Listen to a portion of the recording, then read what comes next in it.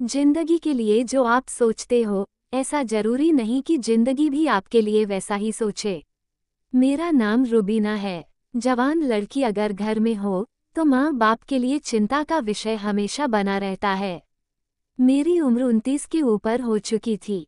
कई रिश्ते आए लेकिन कहीं बात बन ही नहीं पाई। फिर एक दिन एक रिश्ता आया। वो हमारे शहर से थोड़ी दूर गांव में रहते थे। लड़के का नाम संजय था। लड़का अच्छा लग रहा था और उनका खेती का काम था। लड़के की माँ नहीं थी। उनके घर में सिर्फ वो और उनके पिता ही रहते थे। मेरी शादी उनसे तय हो गई। उनके बारे में इससे ज्यादा मैं और कुछ नहीं जानती थी। शादी की तैयारी होने लगी। मैं भी खुश थी कि मेरे माँ बाप की चिंता अब दूर हो जाएगी। लेकिन मेरी जिंदगी में आगे क्या होगा, इसका मुझे कोई अंदाजा नहीं था। तैयारियों में समय बीतता गया और आखिरकार शादी का दिन भी आ गया। शादी वाले दिन जैसे लड़के के चेहरे पर खुशी और उत्साह होना चाहिए, वैसा कुछ भी उनके चेहरे पर दिखाई नहीं दिया। उन्हें देखकर ऐसा लग रहा था जैसे उनकी शादी उनकी मर्जी के बिना हो रही हो। मेरा दिल घबराने लगा, लेकिन मैंने खुद को समझाया, शायद मैं ज्यादा सोच रही हूँ। सब ठीक होगा। अपनी जिंदगी में सब कुछ अच्छा होने की उम्मीद लिए मैं बैठी थी।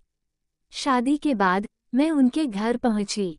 मुझे पता था कि उनका घर गांव में है, लेकिन ये नहीं पता था कि उनका घर खेत पर है। चारों तरफ बस खेत और घर के आसपास थोड़ी दूर तक भी कोई दूसरा घर नजर नहीं आ रहा था। उनका घर भी बहुत बड़ा था। इतना बड़ा घर और उसमें सिर्फ हम 3 लोग। मन में ढेर सारे सवाल थे। आखिर मेरी जिंदगी अब कैसी होगी? मुझे घर में जाते ही थोड़ी बेचैनी होने लगी, लेकिन फिर मैंने सोचा, नई जगह है, ऐसा होना स्वाभाविक है। शायद थोड़े दिनों में मेरी आदत हो जाएगी। मेरी तरह शायद सभी लड़कियों को ऐसा ही लगता होगा। इन्हीं सब बातों में मेरा मन खोया रहा। लेकिन सबसे बड़ा ख्याल ये था कि क्या मेरे पति मुझसे शादी करके खुश हैं या नहीं। अभी तक मैंने उनसे कोई बात नहीं की थी। मैं बस इसी इंतजार में थी कि उनसे बात हो। सुहागरात पर मैं अपने कमरे में थी। सेज पर बैठी उनका इंतजार कर रही थी। मन में कई तरह के ख्याल और सवाल थे। आगे क्या होगा, इस बात से मैं बिल्कुल अनजान थी। धीरे धीरे समय बीतता गया और इंतजार करते करते आधी रात हो गई। लेकिन मेरे पति अभी तक कमरे में नहीं आए थे। आधी रात के बाद मैंने सोचा, शायद किसी काम में होंगे। शादी में बहुत काम होते हैं और सब उन्हें ही संभालना होता है। ये सोचकर मैं वही बिस्तर पर सो गई। सुबह जब मेरी नींद खुली और मैं तैयार होकर बाहर गई, तो मैंने उन्हें घर के बरामदे में सोते हुए देखा। शादी की पहली रात कोई अपनी पत्नी के कमरे में न सोकर बाहर क्यों सोएगा? मेरे ससुर ने मुझे देखा और पूछा, बेटा, सब ठीक है? मैंने भी मुस्कुराते हुए कह दिया, सब ठीक है। तब मेरे ससुर बोले, बेटा, मैं तुम्हें संजय के बारे में कुछ बताना चाहता हूँ। मेरा बेटा मन का बहुत अच्छा है, लेकिन उसे छोटी छोटी बातों पर गुस्सा आ जाता है। तुम अभी उसे समझो। मैं तुम्हें बता दूं कि इसमें थोड़ा समय लगेगा। तुम दोनों एक दूसरे को समझने की कोशिश करना। बस उसके गुस्से और कम बोलने का बुरा मत मानना। ज्यादा सवाल मत पूछना। ये बात मुझे समझ नहीं आई। ये किस ओर इशारा था, लेकिन उस वक्त मैंने बस हाँ कहकर उनकी बात मान ली। उनसे और क्या कहती। सुबह जब मैं घर का काम कर रही थी, तो मैंने देखा कि एक कोने में एक दरवाजे पर बड़ा सा ताला लगा हुआ था। घर में ही इतना बड़ा ताला लगाकर रखना, ये बात मुझे अजीब लगी। मेरे पति घर से जा चुके थे। मैं पूरे घर की सफाई कर रही थी। उस दरवाजे के ताले ने मेरे मन में सवाल उठा दिए थे। मैंने ससुर जी से कहा, पापा जी, इसकी चाबी दे दीजिए, सफाई कर देती हूँ। वो बोले, नहीं, रहने दो। इसके नीचे तहखाने में एक छोटा कमरा है, उसमें जाने की कोई जरूरत नहीं। रहने दो। उन्होंने जिस तरह से यह बात कही, मैं डर गई। पता नहीं उन्हें इस बात पर इतना गुस्सा क्यों आ गया। उस वक्त मैंने बस हाँ में सिर हिला दिया, लेकिन फिर बाद में सोचती रही, आखिर वहाँ है क्या। कुछ देर बाद मेरे ससुर भी घर से चले गए।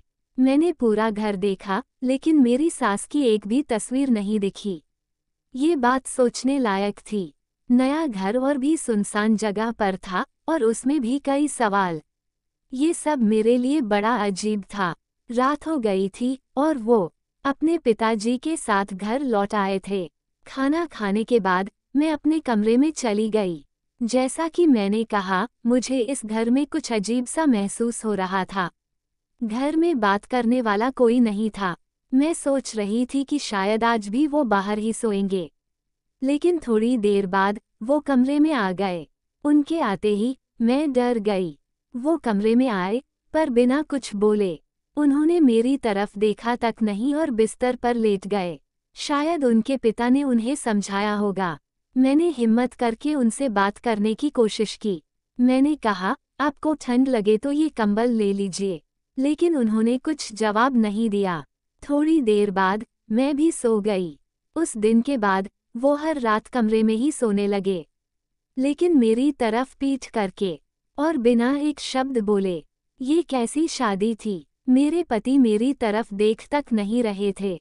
मेरे ससुर ने पहले ही समझा दिया था कि ज्यादा सवाल नहीं करना, इसलिए मैं कुछ पूछने की हिम्मत ही नहीं करती थी। एक रात मेरी नींद अचानक खुल गई। मैंने देखा, वो कमरे में नहीं थे।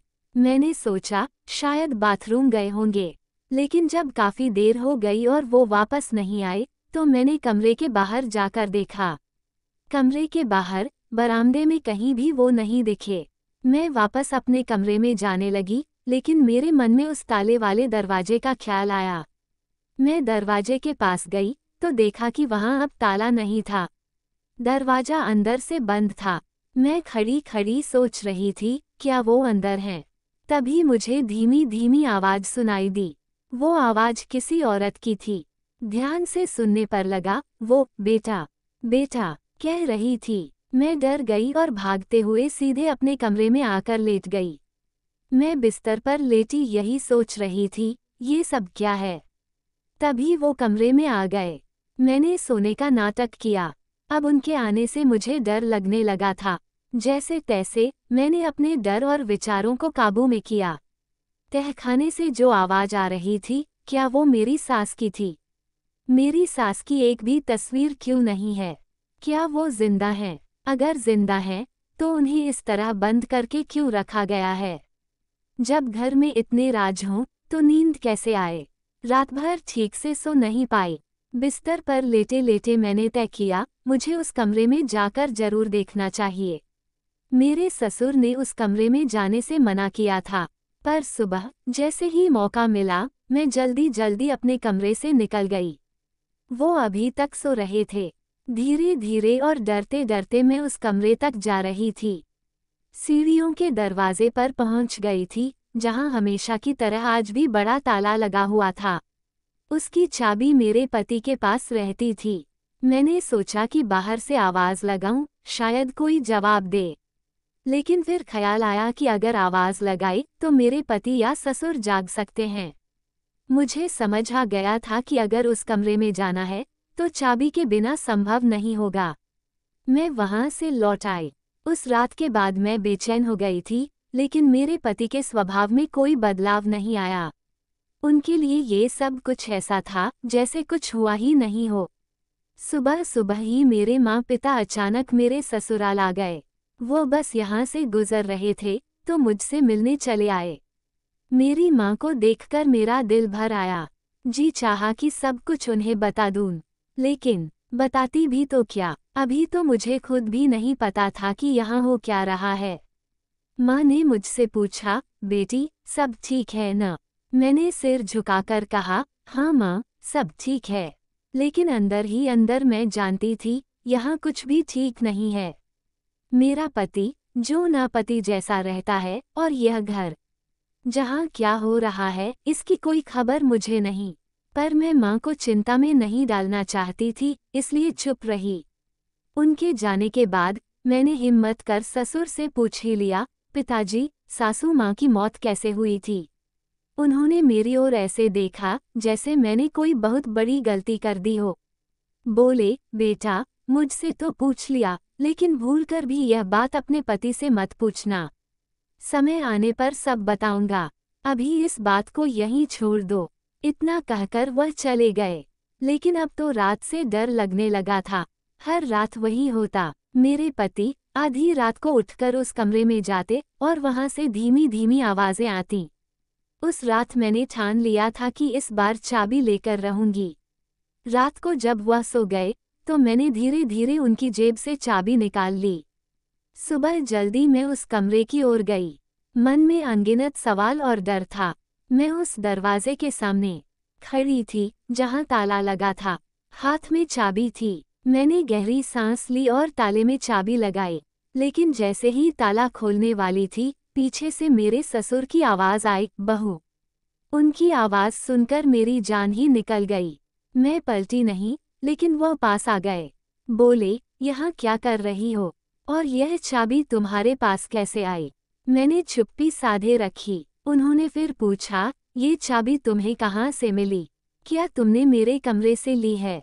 मैंने कहा, नहीं, यह आपके बेटे के पास थी। वो हर रात इस कमरे में आते हैं। ये सुनकर उनके चेहरे पर हैरानी साफ झलक रही थी।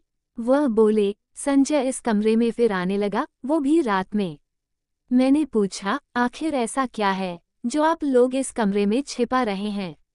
यहाँ से रात को बेटा बेटा की आवाजें आती हैं। क्या संजय की माँ इस कमरे में है? ससुर जी मेरी बात सुनकर रुके। फिर बोले, गलती मेरी है। मुझे तुम्हें पहले ही सब कुछ बता देना चाहिए था। उन्होंने मेरे हाथ से चाबी ली और ताला खोल दिया। सीढ़ियों से नीचे उतरकर वह एक कमरे के दरवाजे पर रुके। दरवाज़ा खोलते ही जो देखा, उसने मेरी सांसें थाम दी। कमरे में मेरी सासू माँ का सारा सामान था। उनके कपड़े, तस्वीरें, गहने, सब कुछ। फिर ससुर जी बोले, संजय की माँ का 2 साल पहले एक्सीडेंट में निधन हो गया था। वो अपने भाई के यहाँ जा रही थीं। संजय ने उन्हें ले जाने से मना कर दिया था। उनका भाई खुद उन्हें लेने आया, लेकिन रास्ते में उनकी बाइक फिसल गई। चोट इतनी गहरी थी कि वह नहीं बच सकी। ससुर जी ने ठंडी सांस ली और कहा, संजय को लगता है कि अगर वो उन्हें खुद ले जाता तो ये सब न होता। उसने खुद को इस मौत के लिए जिम्मेदार मान लिया है। वह अपनी माँ को बहुत प्यार करता था, इसलिए मैंने उसका सारा सामान यहाँ रख दिया। उस दिन के बाद जिस पति से मैं डरती थी, उसके लिए मेरे दिल में प्यार और सहानुभूति जग गई। जो इंसान अपनी माँ से इतना प्यार करता हो, वह बुरा कैसे हो सकता है? मैंने ससुर जी से वादा किया, अब आप चिंता मत कीजिए, मैं उन्हें संभाल लूंगी। धीरे धीरे मुझे उनकी मुस्कान वापस लानी है और मुझे यकीन है मैं ऐसा कर सकती हूँ। दोस्तों, ये कहानी आपको कैसी लगी, जो कमेंट सेक्शन में जरूर बताएं और चैनल को लाइक, शेयर, सब्सक्राइब जरूर करें। मिलते हैं अगली कहानी में, तब तक के लिए धन्यवाद और आपका दिन शुभ रहे।